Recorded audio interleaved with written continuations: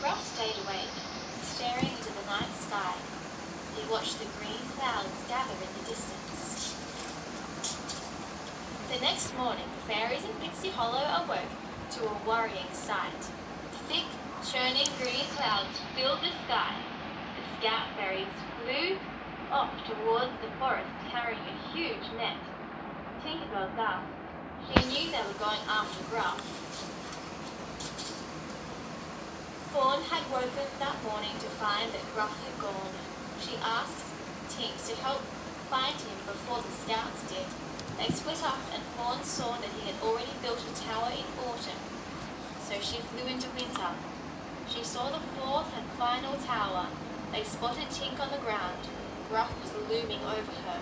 "Tink!" cried Fawn, cradling Tinkerbell. "Gruff, what did you do?"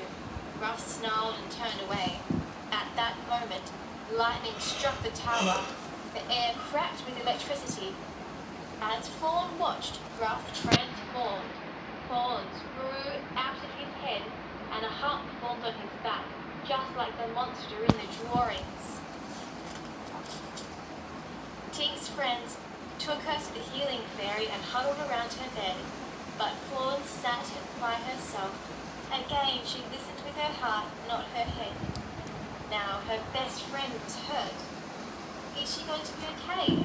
Iridessa asked the healing fairy. The fairy nodded. Everyone breathed a sigh of relief. "See, Fawn," Rosetta said, turning to face her. "She's going to be..." But Fawn had already left. Fawn found Gruff sitting high on a ledge. "Come here," she called. "I need to see you." As soon as Gruff came out into the open, the scout fairies threw a net over him.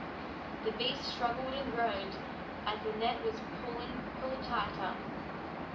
Fawn just watched, feeling guilty. "Nightshade powder," called Nix. 5 pouches exploded over Gruff, coating him. He fought to get free, then collapsed as the sleeping powder took effect. "Mission accomplished," shouted Nix. "We captured the Never Beast." Nix turned to Fawn. "You did the right thing." Fawn went to check on Tink. To her surprise, Tink was awake. "I'm so sorry," said Fawn. "There's nothing to be sorry for," Tink replied. "Gruff is exactly who you said he was." Tink explained that lightning had split a tree right next to her.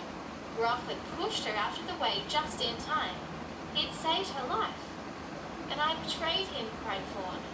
Then she ran for the door. "Where are you going?" asked Tink. "To do the right thing," Fawn